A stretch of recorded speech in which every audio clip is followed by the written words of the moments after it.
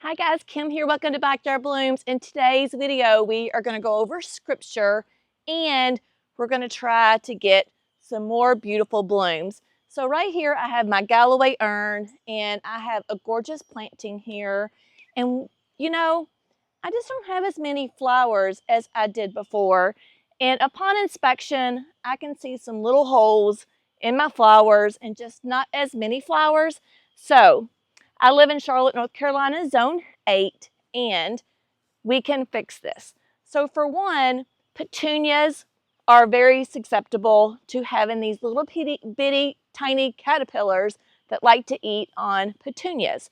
So BT, this is what I'm going to use. This is a concentrate, and I put it in this bottle right here to spray because sometimes the bottles that this comes in like this without concentrate, you have to feels like you're going to tear your fingers off trying to spray it. So I like a really nice bottle.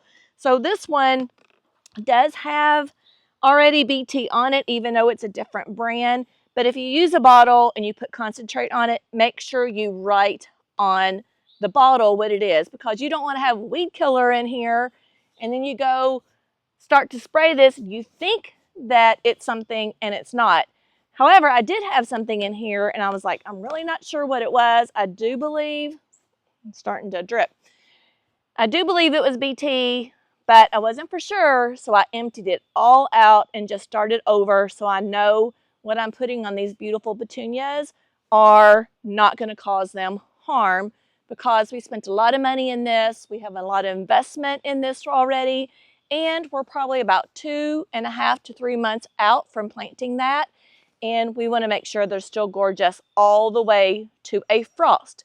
And right now, by the way, is mid-July or first part of July. Actually, it's July 3rd, but you'll probably be getting this next week. So, however, we're going to take a closer look at what these little caterpillars, what damage they can do, and if you're not getting a lot of blooms, how you can fix it. So we are going to put BT on them to kill the caterpillars, and it only will kill caterpillars. It won't kill everything else. So that's why I really like the BT, because it doesn't kill everything. And if a bee lands on this, it's not going to hurt the bee. It's just going to hurt the caterpillar that's eating my gorgeous blooms.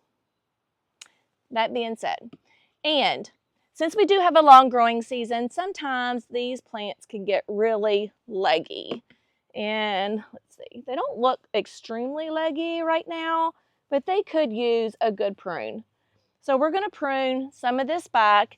And I'm going to show you another container that I pruned back, and it flourished just within a couple of weeks, so don't freak out.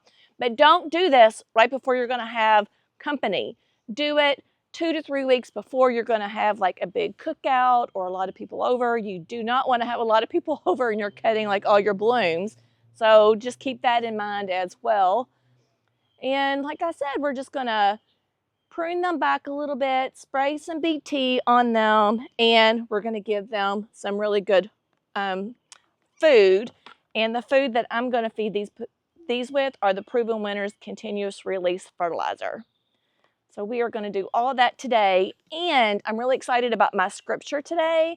I was thumbing through my Bible and asking God, like, what do you want me to talk about today? There's so much going on in the world right now. I hope that you can feel the heaviness in the air, that there's a lot of change everywhere, actually.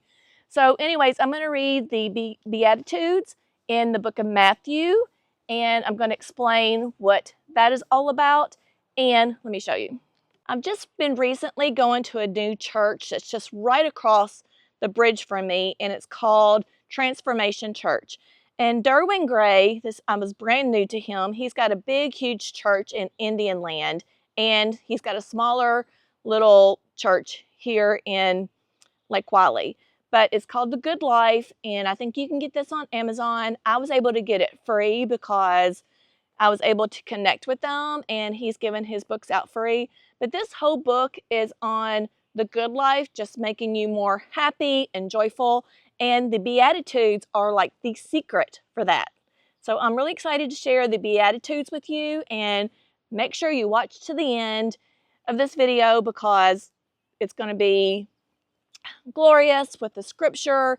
And then while I'm reading my scripture, I'm going to show you what I'm going to do to these gorgeous petunias behind me.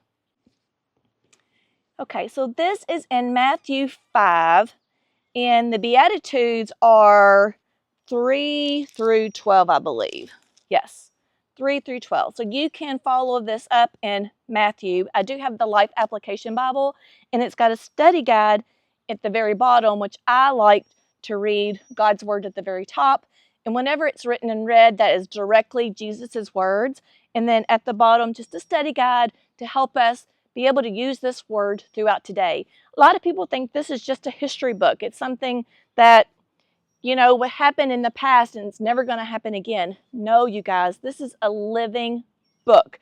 So, like I said, it tells us a little bit about the history, but God does have little secrets all the way throughout the book and even in for today. So let me tell you. Jesus gives a sermon on the Mount of the Beatitudes. One day he saw the crowds gathering. Jesus went up to the mountainside and sat down. His disciples gathered around him and he began to teach them. Now this is the Beatitudes. God blesses those who are poor and realize their need for him, for the kingdom of heaven is theirs. Verse 4. God blesses those who mourn, for they will be comforted. Verse 5. God blesses those who are humble, for they will inherit the whole earth. Verse 6. God blesses those who hunger and thirst for justice, for they will be satisfied. I can see that in today, hunger and thirst for justice. Verse 7. God blesses those who are merciful. Verse 8. God blesses those whose hearts are pure, for they will see God. Verse 9. God blesses those who work for peace, for they will be called the children of God. Verse 10. God blesses those who are persecuted for doing right, for the kingdom of heaven is theirs. Verse 11. God blesses you when people mock you and persecute you and lie about you and say all sorts of evil things against you because you are my followers. Verse 12. Be happy about it. Be very glad, for a great reward awaits you in heaven. And remember, the ancient prophets were persecuted the same way.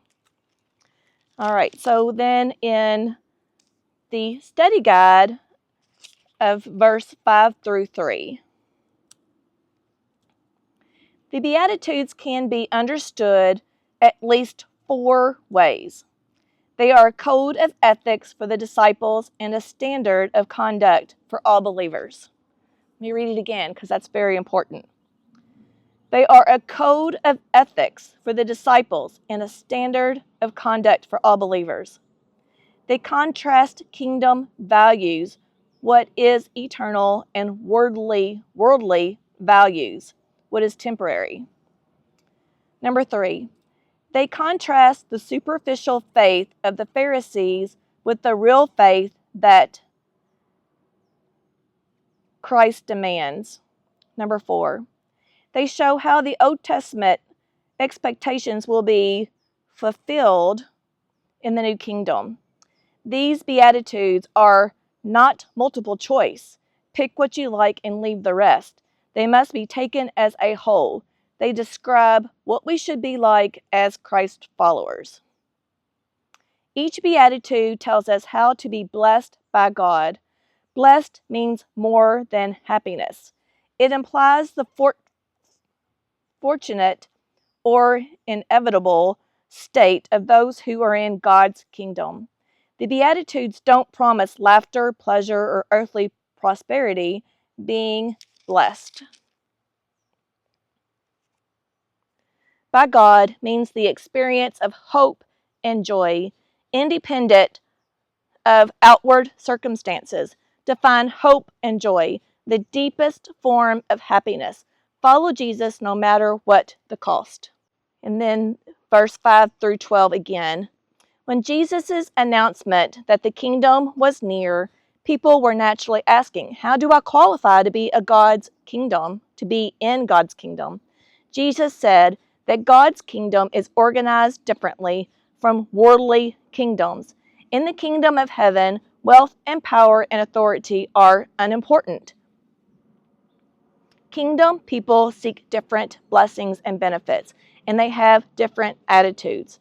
Are your attitudes a carbon copy of the world's selfishness, pride, and lust for power, or do they reflect the humility and self-sacrifice of Jesus, your King?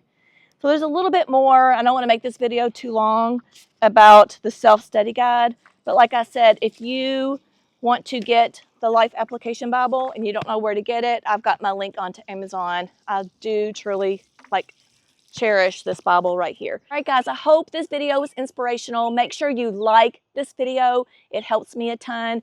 It's able to get me out with the algorithm and more people can hear my scripture and my beautiful garden. They're able to learn how to garden better. So like I said, make sure you like, share, and subscribe. And I'll see you in the next video, friends. Bye.